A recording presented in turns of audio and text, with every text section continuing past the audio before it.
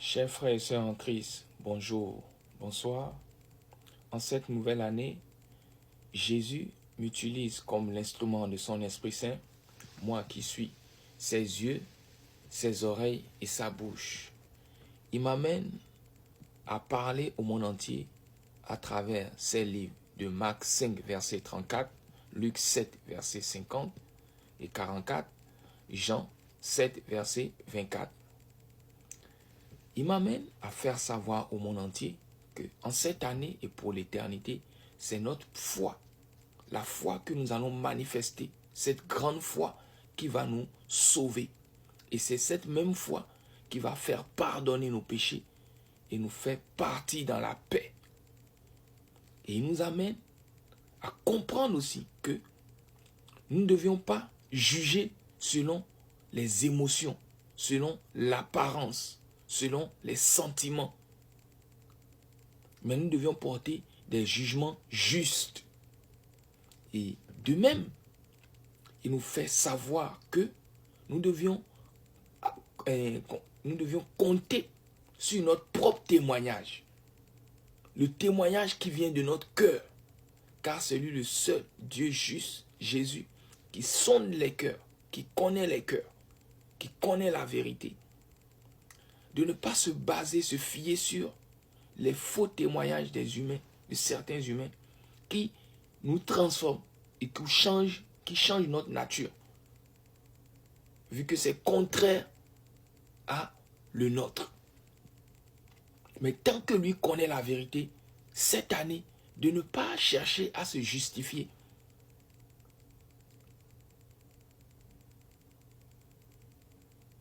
De même, aussi, nous devions savoir manifester l'amour dans la société.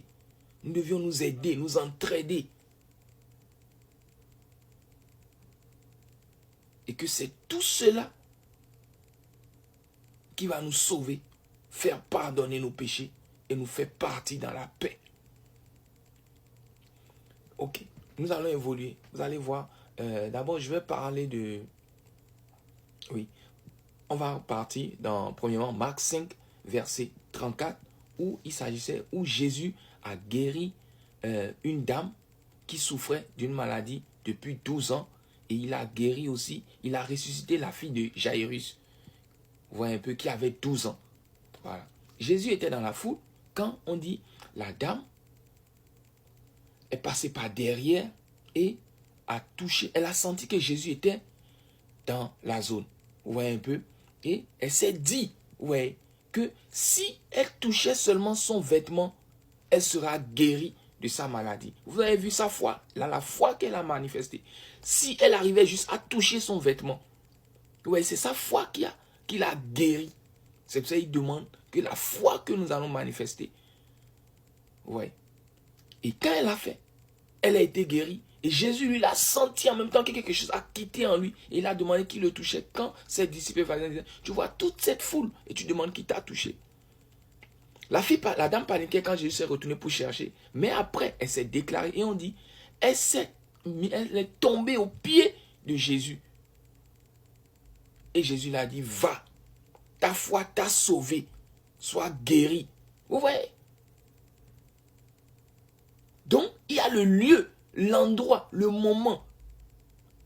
Donc, il y a le vêtement, le corps de Jésus qui a été touché et ses pieds. Après, maintenant, les pharisiens, les gens venaient rencontrer le chef de la synagogue pour lui dire, pourquoi déranges-tu encore le maître car ta fille est morte? Quand Jésus a entendu cette parole, il a été touché. Ils n'ont pas eu la foi, donc ces personnes n'ont pas la foi. Il a dit, ok, la fille dort, ne meurt pas. Maintenant, en allant, Jésus a pris seulement avec lui Pierre, Jacques et Jean, le frère de Jacques. Vous voyez, il a laissé les deux, il a pris seulement 3 personnes. Et arrivé là-bas, il a vu un tumulte, les gens pleuraient. Il a dit, pourquoi pleurez-vous, pourquoi vous êtes dans ce tumulte? Que la fille n'est pas morte, qu'elle dort. Les gens se sont mis à se moquer de lui. Il y avait encore eu un manque de foi. Il a sorti ces personnes. Il a pris la fille, le père, la mère. Et il a prononcé le mot Talita Kumi. Ce qui veut dire, lève-toi, ma fille. Et la fille s'est levée et il a dit, tes péchés ne sont pas, sois guéri. Et il a demandé qu'on donne à manger à la fille. Vous voyez, la foi, c'est ça qui va nous amener à débloquer des situations, à être sauvés, à être guéris de telles maladies, à posséder telle situation. Sache que c'est ta foi. Et aussi, savoir les personnes avec qui nous allons marcher durant cette année. Vous avez vu, Jésus a pris seulement Jean, Pierre et Jacques. Donc, pour des situations, pour atteindre des objectifs, des buts, pour faire des réalisations en cette année, il faut savoir les personnes que vous allez sélectionner pour vous accompagner. Que ce soit des personnes aussi qui ont la même foi que vous, qui ont le même degré de prière. Parce que Jésus, lui, il fait tout. Il peut tout. Donc, il savait que peut-être à cet instant, c'est la foi de Jacques, Jean et Pierre. Leur prière. Donc, il faut savoir les personnes qui vont vous accompagner dans vos projets, dans vos objectifs, dans vos réalisations. Il faut savoir choisir avec qui marcher durant toute cette année. Vous voyez ce que je veux dire? Ok. Maintenant, on va évoluer au niveau de Luc 7, 44 et 50. Là-bas, il s'agissait d'un pharisien, on est d'accord, qui a invité Jésus à manger chez lui. Et on dit quand le pharisien est invité, il y avait une dame pécheresse qui savait, qui a appris que Jésus venait. Elle avait seulement sa richesse qu'elle possédait, c'était un parfum, un vase de parfum. Et arrivé là-bas, on dit, Jésus dit aux pharisiens, bon, entre, il y avait deux hommes qui devaient, un devait 500 pièces, l'autre devait 50 pièces. Et il a posé la question aux pharisiens, des deux qui n'ont pas pu me régler, si je leur laisse la tête, qui va m'aimer plus? Le pharisien a bien répondu, celui à qui tu as laissé 500 pièces. Et Jésus a dit, d'accord. Quand je suis rentré chez toi, tu ne m'as pas donné de l'eau pour laver mes pieds. Mais cette dame a versé ses larmes sur mes pieds et a essuyé avec ses cheveux. Il dit, tu ne m'as pas donné un baiser, genre tu ne m'as pas embrassé. Mais cette dame a versé son parfum sur mes pieds et les a essuyés. Tu ne m'as pas mis le truc là sur la tête, tu vois. Et cette dame voilà. Tu n'as pas mis de l'huile sur ma tête, voilà. Mais cette dame n'a pas cessé de verser son parfum sur mes pieds. Vous voyez, la dame, elle est passée par derrière et elle s'est mise au pied de Jésus. Comme de l'autre côté, dans bas, la dame aussi, elle est passée par derrière et s'est mise au pied. C'est pour ça que je parle du lieu, de l'endroit, pour posséder. Ils ont compris que c'était au pied de Jésus. L'onction était. Vous voyez un peu l'amour que la dame a possédé, la richesse qu'elle avait, le vase de parfum. Et elle savait que en donnant ça, elle a eu la foi qu'en donnant ça, ses péchés lui seront pardonnés.